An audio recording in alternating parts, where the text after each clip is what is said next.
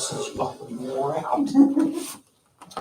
But she's getting around awfully good. 'Cause every time I go upstairs, she's doing better and better every time. Carolyn wasn't here last week. Right. Her brother died, the one she'd been talking about. Yeah, so I talked to her yesterday for a little bit. She was here, and so she was just talking about him, which is natural. So That's the one that sits here, I can't, that's Carolyn. I saw her Sunday. She is our longest member of this church.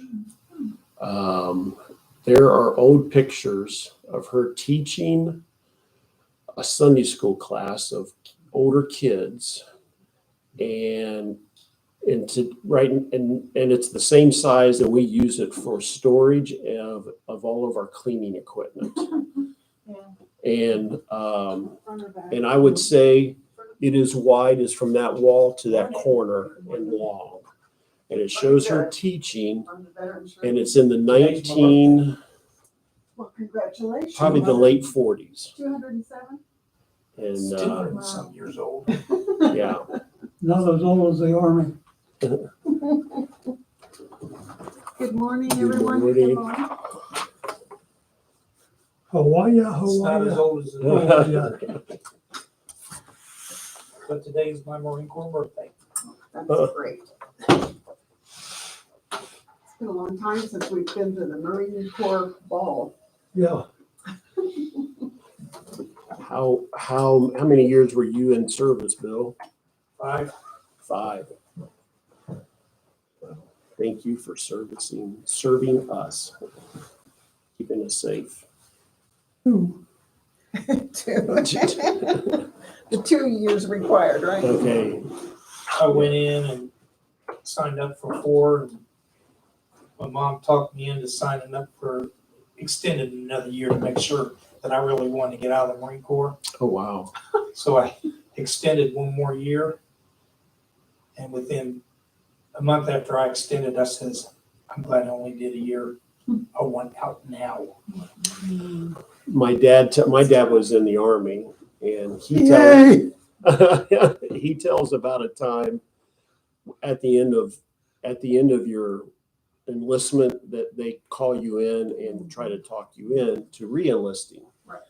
And he said they had two guys in his platoon or whatever. They were identical twins.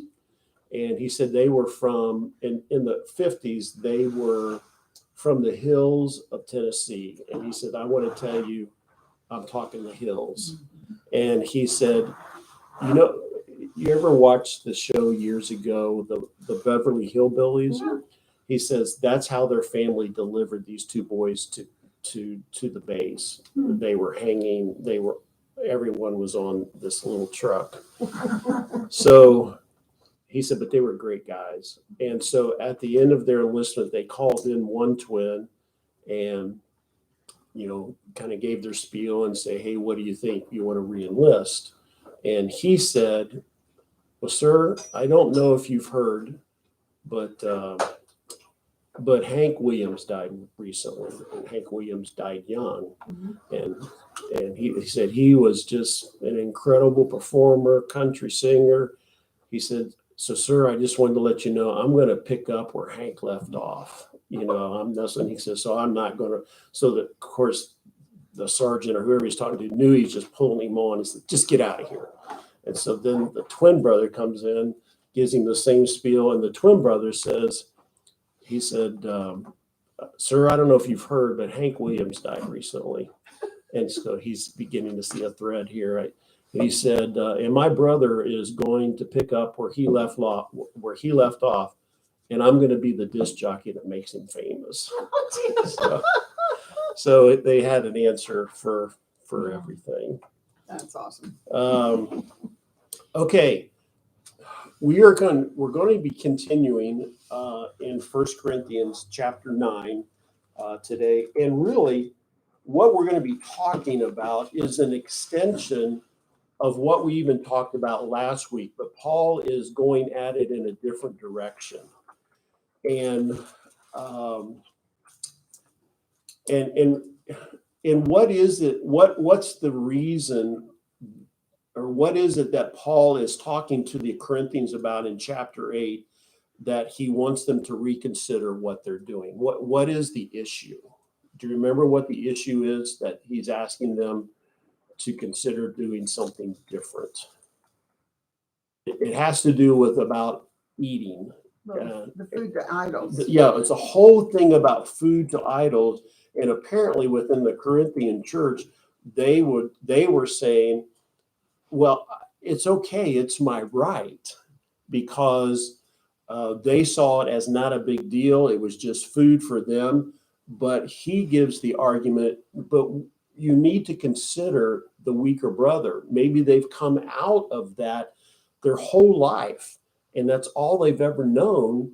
And they see you practicing this, and that's pulling them down, because for them, that's not, they knew what that meat was meant for and what it was used for. And so, that was what was happening in chapter 8. But chapter 9 is an extension of that. And Paul goes at it a different way, for hopefully they're going to see how important it is for them not to claim their rights. We live in a society where our rights are preeminent. It's I would probably ask you here, can you think of some examples? What are some examples where people today say, I basically saying, I don't care about you, this is my right? How has that been demonstrated in society today, if you can think of one? Over the vaccinations currently. Okay. That's a biggie right now. No, that's a very good one, Barb. I have friends who feel very strongly on both sides of it, and are willing to go toe to toe with you about their right to do it or not do it. And so people very passionate about that one. What are some other rights that people claim very strongly today? Without being offended about everything. Okay. It's their right to be offended because of what the name of your basketball team is. Okay. Yeah. Yeah. That's been in there.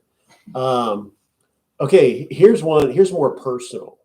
Share a time when you either claimed your right or didn't. You gave up your right.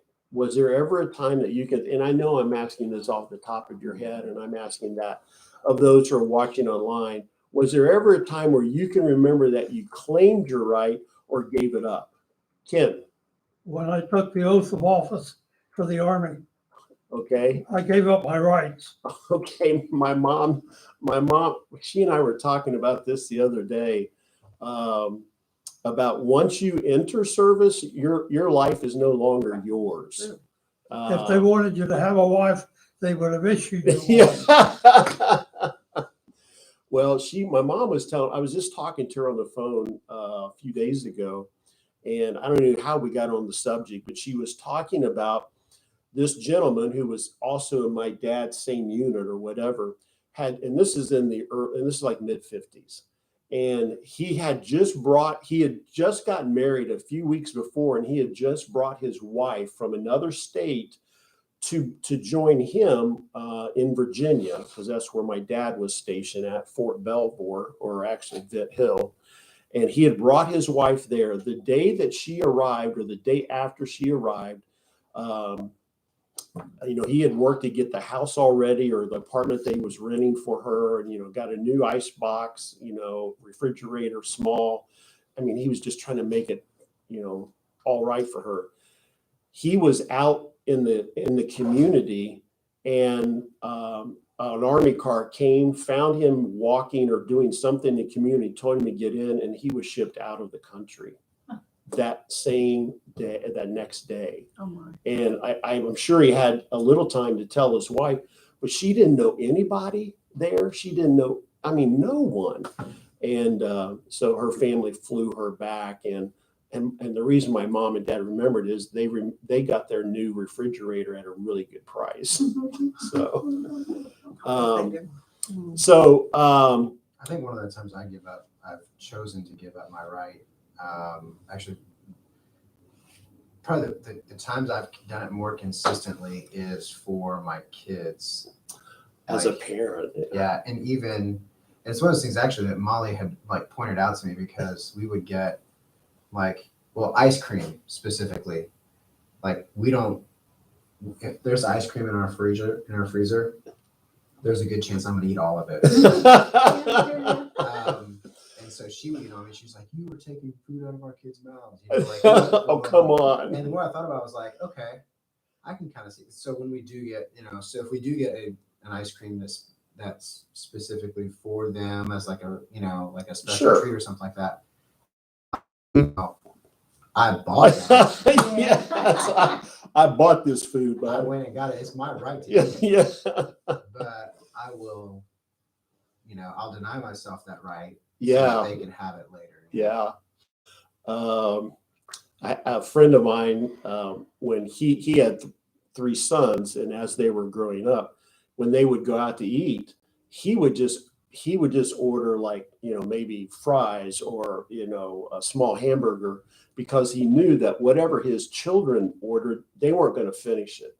And so he would eat all of their food that they were just is gonna be thrown away. Yeah. And then he said, when they got to about junior high, he says there was no more food to eat because they ate it all. Right. Well, here's another question, and we're going to get into the text, and you'll understand why I asked this question. Can you describe a time when you either felt that you were overqualified or underqualified for a particular job you had? Can you think of a time that you were either overqualified or underqualified to do something? Can you think of one, Barb? Well, I did some substituting before I got a full-time job in Bloomington after we relocated down there because of his job. But anyway, I am a master's degree In teaching, in education? teaching, yeah, in education, and had at that point about 13 years of experience. And I was a para that day. I was assisting in a classroom. Okay. And I thought, something's wrong with this picture. Yeah. Yes. Yeah. But it's okay. I did it willingly and with a humble heart. And I didn't say, I've got a master's in education. I should be up there explaining the terminologies to the students, but I didn't. I kept my mouth shut. Well, good for you. And I think that's even extra hard, because maybe the person you were being para with, you thought, I could do this a whole lot better, or I have a lot more ideas how to present this Right, subject. but I knew I needed to just hush. Yeah. Yeah. But it was hard. I don't do this enough, but when I'm in settings like this, and maybe Bill says something or Ben says something, I think, I got that, and I want to speak next. And sometimes I just need to shut up. And oftentimes when we have our neighborhood group in our home, sometimes I'm leading. We share the role of, leading. But there are times when I've done it that I just talk too much. And I know that's hard for you all to believe, but I just talk too much. And Sandy, a lot of times she'll sit beside me purposefully. And when she puts her hand on my knee, that's a very loud signal, is be quiet. Let other people talk. And I tried to respond to that in a very gracious way, but I know there's a couple of times I pushed her hand away. No, but we did have a conversation after that. So here we are, and Paul's going at it a different tact of why he's asking them to give up their right to eat this food that's been sacrificed to idols. So let's jump in, and we'll start getting to that. Someone read verses 1 and 2 of chapter 9 for me. Am I not an apostle? Am I not free? Have I not seen Jesus Christ our Lord? Are not ye my work in the Lord? If I be not an apostle unto others, yet doubtless I am to you, for the seal of mine apostleship are ye in the Lord. Okay. So here in these first two verses, as Paul starts to make his argument, what proofs does he give that, hey, I'm the genuine thing? I'm a genuine apostle. What proofs is he alluding to here in verses 1 and 2? That he's seen Jesus. Okay. That's the very strongest. Isn't it? And that's a good one. Yes. Was it on the road to Damascus? Is that when that happened in Acts? He has seen the Lord. Is there anything else there that kind of buttresses his argument? Well, the fact that he has worked on their behalf and they have thus claimed Jesus as their Lord. Yeah. Because he led them that way. Yeah. If he hadn't shown up, how were they going to know Jesus? And he shared this good news with them, and maybe nobody else was going to do it in the manner that they listened. And that's a very good argument for you and me too.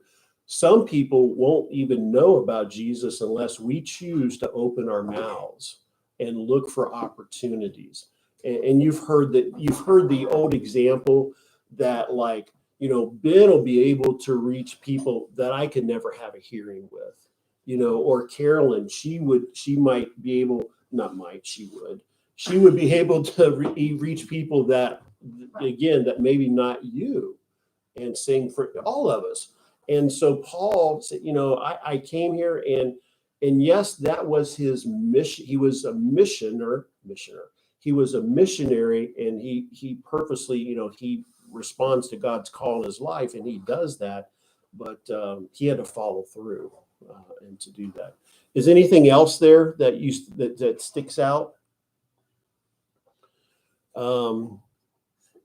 I mean, he was seen, and he says, I'm free, and he was. But later on, he even talks about giving up that. So we see that. So well, let's go on here. Let's see. How about reading verses? Somebody read verses 3 through 6. Somebody be open to doing that in chapter 9, verses 3 through 6. Well, if I could find three, Okay. my numbers. Oh, they're really tiny. No. Yeah. Okay, 3 through 6. Yes, please. 2. Okay.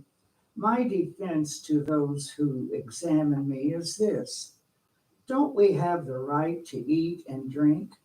Don't we have the right to be accompanied by a Christian wife, like the other apostles, the Lord's brothers, and Cephas? Or is it only Barnabas and I who have no right to refrain from working? Okay, good. All right. In your own words, what's Paul saying?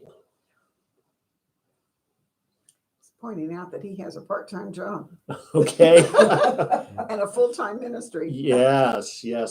And it's very true within probably other jobs as well, but people who volunteer within the church and they do it part-time, oftentimes they give full-time effort. Oh, yeah. And we're very much appreciative of that. Paul, there's two thoughts about what Paul is saying here. One thought is that he is giving an argument. Primarily, what he's giving is an argument why he doesn't. You'll find sooner or later, or coming up yet, why he doesn't accept money for what he's doing. So one thought is he's beginning that argument. But then there's a second thought, is that why he is saying all the things that he is going to be saying in chapter 9, what he's saying is, I'm offering myself as an example of what I'm asking you to do. But he's laying very clearly, again, he has his rights, and I think as we start going through here, he's kind of reminding them what his rights were. And so who does he look to as to give an example of what other people in his position are doing? What does he say here? Like, kind of calls out the other apostles and Jesus's brothers. Yeah. He said, now they are also sharing this good news, this truth that I'm sharing with you, the gospel. But they, what we could take from this is, they go to people's homes and they eat meals under their roofs. And quite frankly, that was the custom in that day. If somebody came to your home who was traveling, it was very customary for you to open your home and invite them in and be a good hospitable host. I would say that even was occurring back in the, and I'm looking at Ken and Barb and Carolyn on this, like when you were growing up and even in the 40s and 50s and stuff, how did your parents treat guests? Usually something to eat, something. And that made me think about when we used to have those week-long revivals. Mm-hmm. And you know what I remember most about them is they were so much fun. Uh-huh. There would be who can fill a pew night and all that kind of stuff. Uh-huh. But the guest evangelist would go to someone's home each evening For a meal. Yeah, I do Uh-huh. remember that. What do you all remember just what that was like? Maybe not even in the church setting, but just in the 40s and 50s, how your parents responded to somebody coming through? Anything? Well, I'm not Our trying. house was always open. It was always open. Yeah. Yep. And as our boys grew, we wanted all of their friends to come to our house. And we made sure that, and we would tell these other kids, these fellows that were their age, if you're ever out and about and you need to come someplace or go somewhere or, hang out a little bit, just come here, whether the boys are here or not. We always wanted them to feel welcome in that. So yeah, Ken, exactly.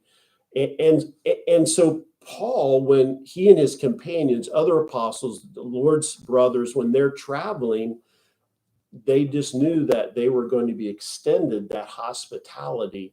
But Paul is saying he and maybe Barnabas, he mentions him here, that maybe they didn't always take him up on that because they knew it was going to cost them something where they stayed.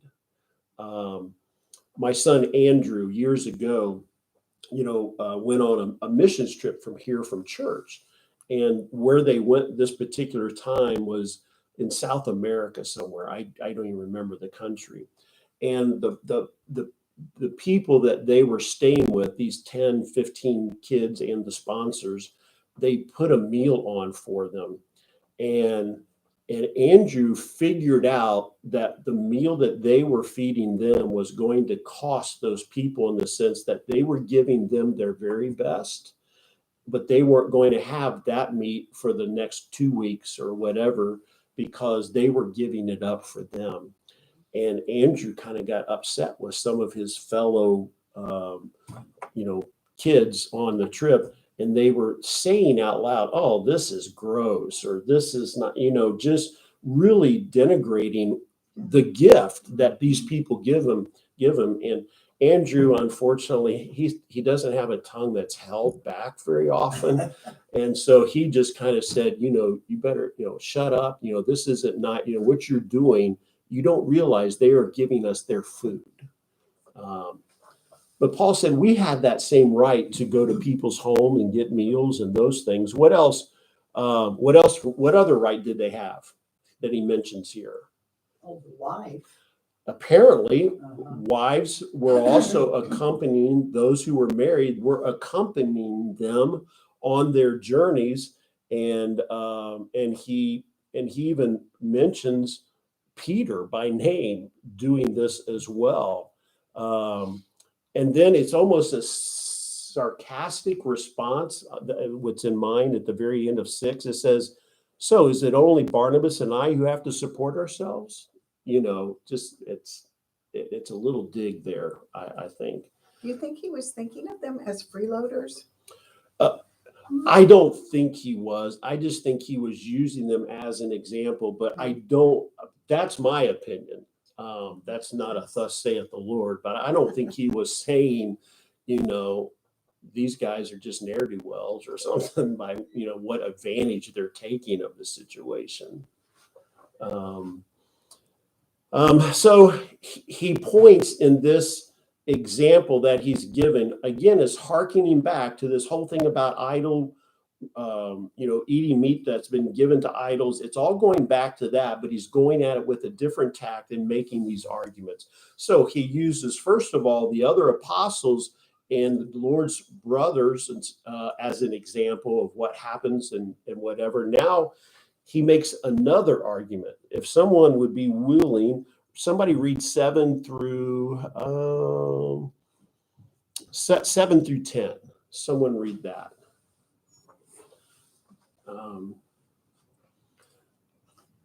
What soldier has to pay his own expenses? What farmer plants a vineyard and doesn't have the right to eat some of its fruit? What shepherd cares for a flock of sheep and isn't allowed to drink some of the milk? Am I expressing merely a human opinion, or does the law say the same thing? For the law of Moses says, you must not muzzle an ox to keep it from eating as it treads out the grain. Was God thinking only about oxen when he said this? Wasn't he actually speaking to us? Yes, it was written for us, so that the one who plows and the one who threshes the grain might both expect a share of the harvest. Okay, and so what other examples in this text does he give about why he should be able to receive payment for what he's doing? What he's given some very practical examples here. A soldier, even though Bill and Ken here were in the Army and the Marines or whatever, you did get something, maybe not a lot, but they gave you something for that service. You got some kind of sort of pay. You got free clothing. I mean, I'm sure they could go on and on. Well, even Bill was sharing with me before the Bible study started about the places that you went. You didn't have to pay for your ride to Puerto Rico on the right, Or the Philippines. right. You didn't have to pay On the good ship lollipop. You weren't paying, you weren't when they stopped to fill up gas. They weren't like asking you guys to. Well, they made the Marine Corps and they made the Navy because the Navy has to take the Marines wherever they go. Yeah. They always give us a ride. So yeah, I'm sure those superiors could say, well, look, we give you this, we give you this, we give you this. But you take my freedom, A little known fact, though, our son was a Navy officer for 25 years and Wow. retired a couple years ago. However, Uh-huh. when he had ship duty, he was charged extra for the food that he ate. Really? Yes, it was not, the officers had to pay for their mess. Really? I've never heard That that. blows my mind. My son had to give, or it was deducted from his paycheck when he was on board ship. The officers, I don't know, they may have gotten part pay, but they were not allowed. They were not allowed to freeload on the food. They had to pay a portion of their salary toward their food bill. On the That- ship. Yeah, that surprised me. It surprises me in one way, but it's almost like us as taxpayers, they're going to get it from you some way, one way or the other. It's like, hey, we're not going to meet the budget this week on the boat, so everybody's got to pick up something here. Did you have to do that? You didn't. Well, I had to pay for my food my last 3 years in because it was receiving BAQ and Comrades was basic allowance for quarters and for my rations. Okay. So whenever I went to the mess hall to eat, I had to pay for it. Okay. And here I thought you guys just got it all free. No, we Right, think so, that. We yeah, think it, yeah. but it's not true. How wrong we are. Yes. So And how wrong that was. yes, It was unfair, particularly when they were out for 8 months at a time. exactly. Yes. So Paul says, what soldier has to pay for his own expenses? Well, apparently that day, not many. Your examples kind of goes counterculture to that. What other two things does he mention here? I mean, it's just everyday illustrations. After the soldier, who does he address? The farmer. Farmers, yeah. Yeah, you have the farmers, and so the idea is they plant whatever. In this case, it's a vineyard. I think, I grew up in a community that was farming community, and so those farmers, when it came time to harvest, they reaped the benefit of that because they would harvest, the corn, the soybeans, the wheat, and then they would sell it at a hopefully at a time when the market for that particular thing was up. I can remember I worked for the same farmer for about probably 6-7 years. I worked for him. I started working for him when I was 12 and baling hay. I could hardly pick up those things, but he showed me how to do it properly and whatever, and use leverage and all that. But anyway, one day a huge semi came in to his farmyard, and he unloaded, I think it was corn from his, from the bins where he was storing it. And he unloaded and filled this whole semi up. And as it was leaving, he says, do you know how much money's leaving in that truck right there? And understand, at harvest time, that's the only time of year that a farmer gets paid. Right. And he says, you know how much money's in that truck right there? And I said, I have no clue. He said, as it drove by, that's about $50,000 to $60,000. And it just blew my mind. But that's what he and his family were going to live on for the next year. And of course, you have bumper crops, and then you have some years that it doesn't even get close. So, but he that was what he could depend upon, to use. He just didn't give that away. And so Paul, using that same argument, looks to the soldier, he looks to the farmer, and then who does he look to third? Shepherd, the flock. Looks to the shepherd, and can't they even have the opportunity to drink their milk? So he uses those examples, and then he goes on to something else. He moves away from those common day examples: soldier, farmer, shepherd, and then he goes to another area to increase his argument. Where does he go to? Spiritual things. Okay, spiritual things. Is that what you're looking for? Well, it's getting really close. Verse 8. Oh, okay. What does he appeal to next? Where does he go to next? The law. The law.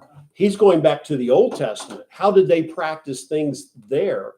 And so he quotes Moses. He says, verse 9, for the law of Moses says, you must not muzzle an ox to keep it from eating as it treads out the grain. Goes back to then, an ox is worth his work. And so, in some ways, so are you going to muzzle me? So to speak. Because he says next, was God thinking only about oxen when he said this? And see, Paul is here's what's ironic, that I think's ironic. He is making this case that I deserve to be paid for what I'm doing. I have my rights. Okay. I deserve to be paid for this. But what's ironic, as we find out later, he doesn't take anything. And we'll talk a little bit about that. But he's building the case. And then he makes it plain in verse 10. Wasn't he, Moses, or said, wasn't he actually speaking to us? And he answers this question. It's kind of one of those rhetorical ones. Yes, it was written for us so that the one who plows and the one who threshes the grain might both expect a share of the harvest. You're putting in all this effort and all of this work. I think about my gentleman that I work for, who was that farmer.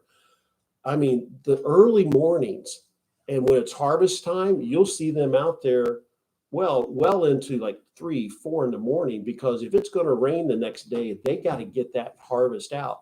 So they, way into the, the early hours of the next day, a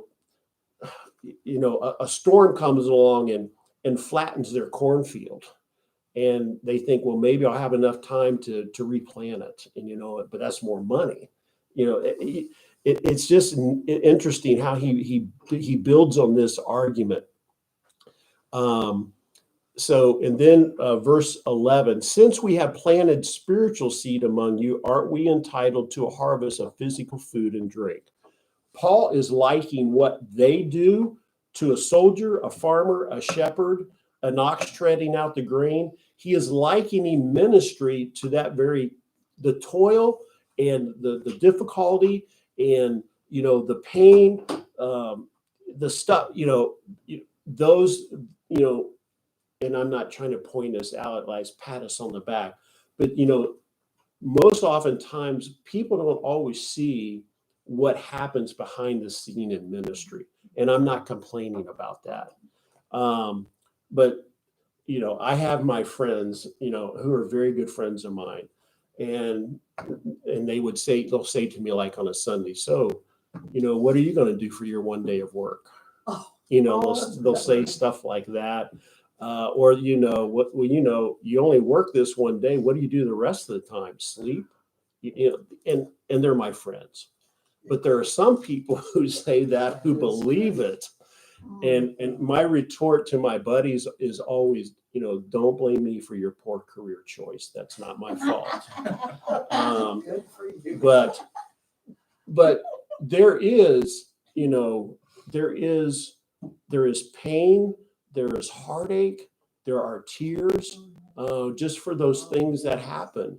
And Paul says, I know a soldier works hard. I know a farmer works hard. I know a shepherd works hard. I know the ox is working hard.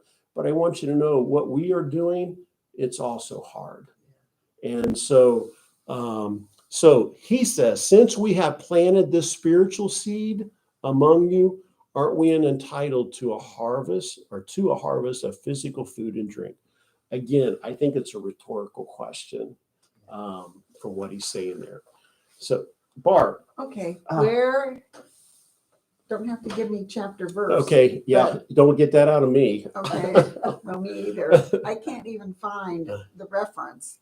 But isn't it, there some places in Proverbs, a laborer is worthy of his hire? Mm-hmm. That is, and I think it is Proverbs. It is, okay. Yeah, I do. I'm going to agree to you because I'm on camera here, and I think you've got it. Okay, my thought was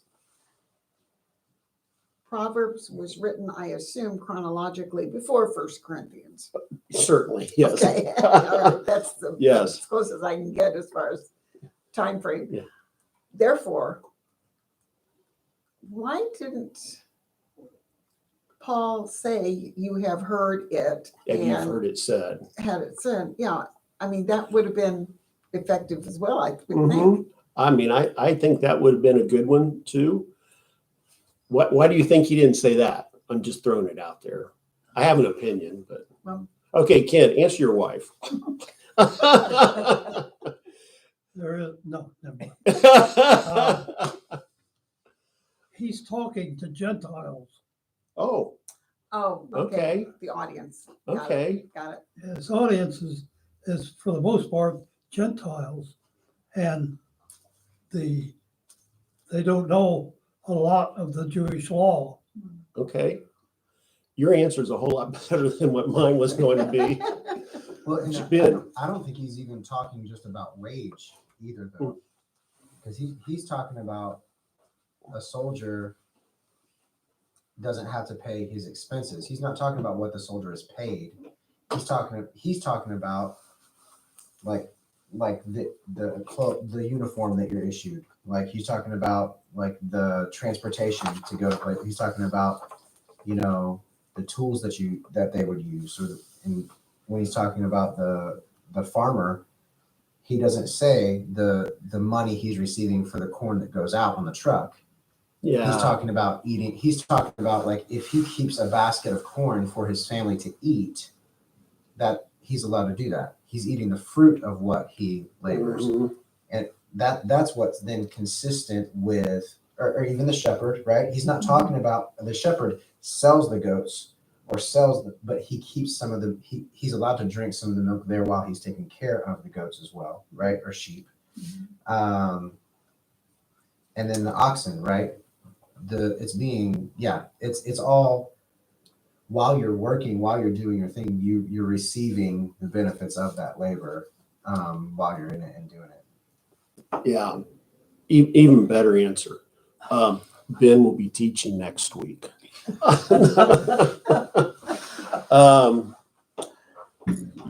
To what you just said, Barb, about Proverbs, I highlighted a note here. In Luke chapter 10, verse 7, and you don't need to turn there, but it says Jesus himself, when he sent out the apostles, he sends them out 2 by 2 and whatever. When he sent out the apostles, he said that the worker deserves his wages. So he could even be referring, to our Lord when he's saying that. So yeah, again, he's building the argument not just for remuneration, but to get the fruit of whatever that is, as Ben just shared. Yes, go ahead. Go ahead. No. Tony, this is going back into history, but we had a minister, well, I'll name him because he's a tremendous man. Henry Hill, you Mm-hmm. surely heard that Yeah, name. I met him a couple times. Oh, you did? Mm-hmm. Well, anyway, Henry would never ask for a raise because they didn't have children, and Laurinell, the wife, worked away from home. Okay.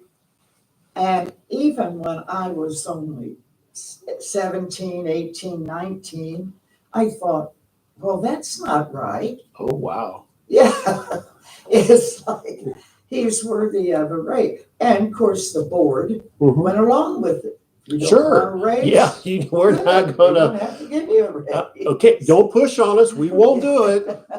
Okay, our reviews are coming up, so can you be on that I certainly committee? Okay, Ken, and I think Barb had something to say. But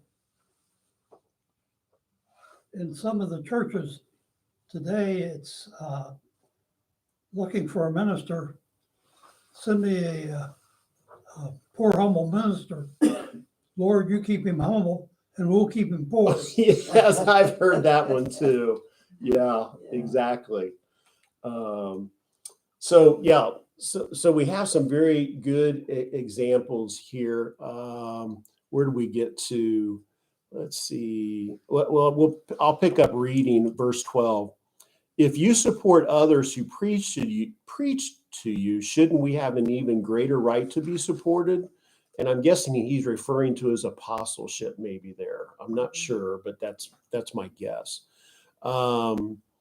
But he says, we have never used this right. Again, going back, this is my right, and he's giving up his right. We would rather put up with anything than being an obstacle to the good news about Christ. If Paul thought by me receiving a wage, it was going to be an obstacle or a hindrance for someone coming to Christ, he said, I'd rather just not have it or have the fruits of this labor or share in that. I just don't want that to be the case because of that. A number of years ago, I had an old car. I was about 15 years old, and I'm not patting myself in the back because all of you have done this as well. But it was approaching 300,000 miles, and it was having more problems than what it was worth in that regard. And so I sold it, to a gentleman who, I think I sold it for like $600 or something like that. And he was glad to get it. And so I was looking for another car that got decent gas mileage and stuff. And what I was looking for at the time was a Toyota Camry. And I just wasn't finding anything local that I could afford. And so my mom and dad, they live in Florida. And so my dad, he this is his bailiwick. He started looking at all kinds of ads and getting on the internet and looking for Camrys for me in Florida. And he never found one, but he found another one that was in the same family. He found a Lexus. I mean, that's another step up Sure. than what just the Toyota was. And it was in a price that I thought I could probably swing, and it was a very pretty car.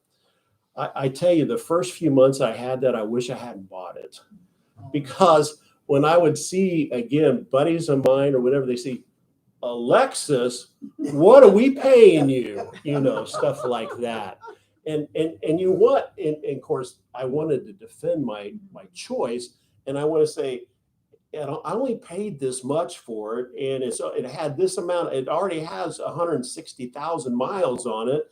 And, so I was trying to give him the reason. I know it has that name on it, but look, this was whatever. But anyway, Paul, he says, we have every right to do this, but if it's going to hinder you to hear this gospel, and so maybe in a very offhanded way, if it's going to hinder someone, they think I'm just that typical preacher that I bet he's got a Lexus. I bet you they're paying him a 401k. And I bet all the stuff that you could think of that maybe people might think. So Paul says, I don't want anything to hinder anybody coming to know Christ.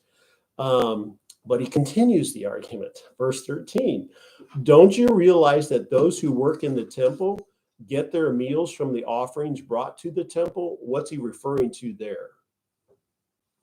Back to the Old Testament, those who tended, in their roles that God had for them from was it Levitical priest who did that particular work, and different ones of them, they sacrificed this meat or these things to God, but the priest got a portion of it after it was done.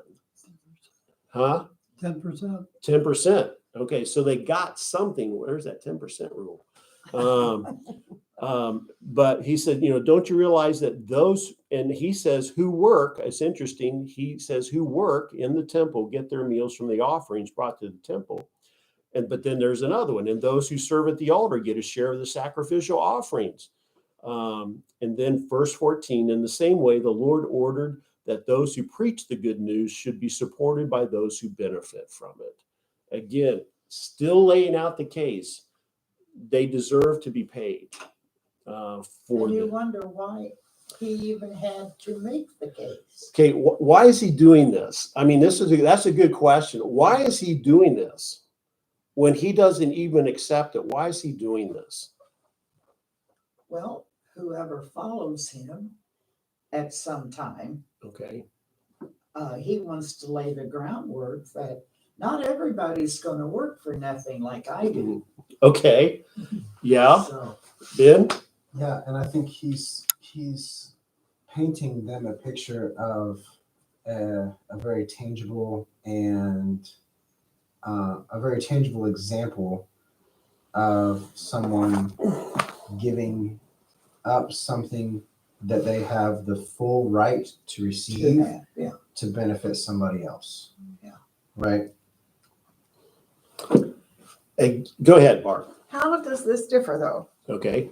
from Christ telling his disciples, do not take an extra cloak with you, do not take an extra pair of sandals? Were they just being tested on being able to have faith enough that those things would be furnished for them? But he did it 3 times. The first time he told them not to take anything. Okay. The second time he told them to take their cloaks and those kind of things. And the third time he told them even to take weapons. Oh, wow. I missed that. Yeah, he said And- you need to take a sword too. So. Yeah. That was during the crucifixion or before the crucifixion. No, that was before. More definitely. Yeah. Yeah. So he knew that it was going to get progressively worse Mhm. as they went out and shared the gospel. Mhm. To your question, I think it was maybe just a matter of exercising their faith that he was going to take care of them, even in arduous times, that they could depend upon him. And I think, I mean, he would say that to anybody in ministry. I mean, God is always taking care of my family. And when times I didn't think I didn't think the ends was gonna meet, you know. And and I've shared that story with you earlier about we weren't gonna make ends meet, and we didn't know what we were going to do. But both of us, Sandy and I together, said, but we trust God, and He's going to take care of us. You know, that bill may not get paid this month, but you know, He's going to take care of us, and He did in a big way. But here, you know, they again, he's laying out the argument, and it's interesting because what you had said earlier, Ken, if his audience is Gentiles, which I think it was, but I'm sure there were also Jewish people there within that too, that he harkens back to some Old Testament teaching that probably was pretty well known. The idea, I would hope that maybe they knew Moses as a Gentile, but maybe they didn't. But those who were Jewish certainly knew it. And so he's now laying his argument, not just practical things, but now he's moving back into the Old Testament law to lay the groundwork that a person deserves to receive something. And now verse 15, yet, speaking about himself, I have never used any of these rights. And I'm not writing this to suggest that I want to start now, because some people argued that he's making this argument about, I've not received anything up to this point or whatever. And he said, it's about high time you all start doing something for me. One of the commentators I read said, that's not what he's doing either. He's not trying to backdoor it about getting something for what he's doing. And so, and he says that right there. I'm not suggesting this so I start now getting that. In fact, I would rather die than lose my right. I think this is interesting, this next sentence. I would rather die than lose my right to boast about preaching without charge. Why do you think he says that? I think because he's human. Okay. What did you say? I said I think because he's human, because he even contradicts it in the next thing. He like almost he must. I feel like he must have been dictating this letter because this is the stuff that you would. Like you're thinking in your If he was head. writing it himself, he would have taken it. Yeah, but he's saying it out loud, I think, because he's saying he contradicts himself. Like, in fact, I would rather die than lose my right to boast about preaching without charge, right? Oh. He's prideful about doing it. He goes, yet preaching, like on the other side of the coin is preaching the good news is not something I can boast about. Okay. I really can't even boast about it. But he does want to I'm boast. compelled by God to do it. How terrible for me if I didn't preach the good news. He's like, Yeah, I think that's just good. I just think it's his humanness, his pride slips in for a minute and then he calls himself out. Kid. I was thinking just a few minutes ago, as Ben was speaking, Billy Graham Mm-hmm. preached because he wanted to preach. Mm-hmm. He would have preached without any money. He would have preached on a street corner. He would have preached anywhere because that was his calling to the Lord. Mm-hmm. You know, and we have ministers throughout the United States that while they get paid, they would do it for nothing because the Lord would take care of them. And Paul references that a little bit later because of that calling. Yes, You know, some people think that's just an easy something to say, but some it's people not. feel.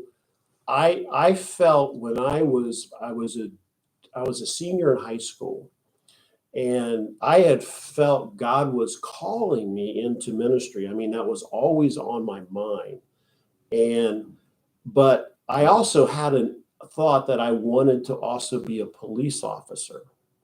And I had a path to take for that, actually.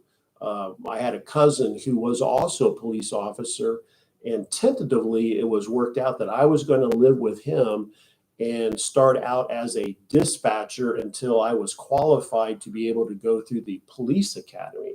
So I had a path to start that role. And I always jokingly said, can you imagine Tony with a gun? Okay. Sort of like Barney Fife. But that compellingness, or what I know is the correct word, that I felt like I needed. And so a week before Bible college would have started, I made the decision to go that direction. And I'm so glad I did, because I feel like that's where God wanted me.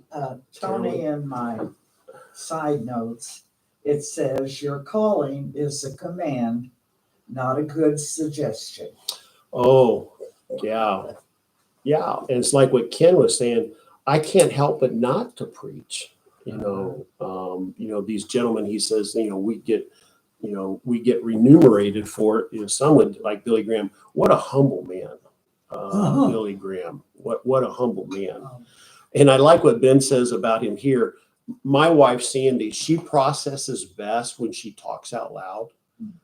She'll sometimes ask questions, and I have no clue what I'm going to say, but she just keeps talking, and I don't mean that negatively. She keeps talking and talking. That's not what I mean. But she just needs someone to hear her, and then she can, like she would. I think it's almost like what Ben said with Paul. Pride comes out there a little bit. I can boast. Well, and you hear it's like that doesn't sound good. For me to say that or whatever. So yeah, verse 16, yet preaching the good news is not something I can boast about. I am compelled, there's that word again, by God to do it. And how terrible for me if I didn't preach the good news. What guilt I'm sure he would have felt, or even betrayal. And we can see that. Verse 17, if I were doing this on my own initiative, I would deserve payment. In other words, I'm going to take this job for this amount of money to take care of my family. I made those choices. I worked at UPS when I was in college, and I was so glad to get that job because it helped pay for my school. It helped take care of Sandy and I. And I mean, even at that time was this 1980s, late 70s.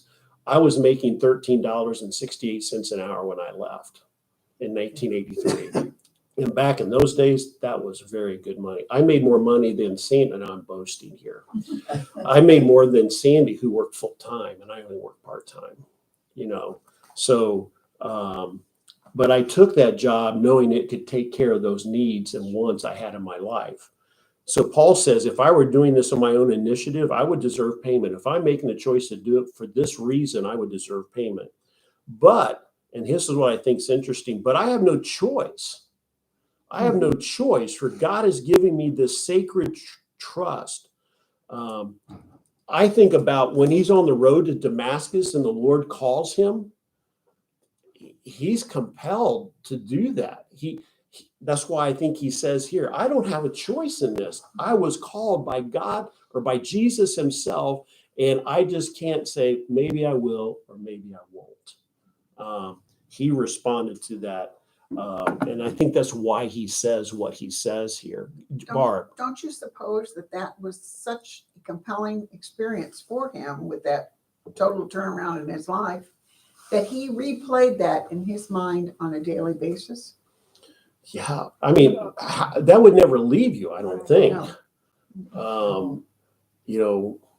I can think, even in your professions that you did, there are those days you feel down and depressed, like, isn't there something better than this, And I think there are times, friends of mine who have been in ministry, the heartache and the headaches I've got to put up with, I just rather, and I've heard my friends say this, I'd rather just have a 9 to 5 and just when I leave, I leave.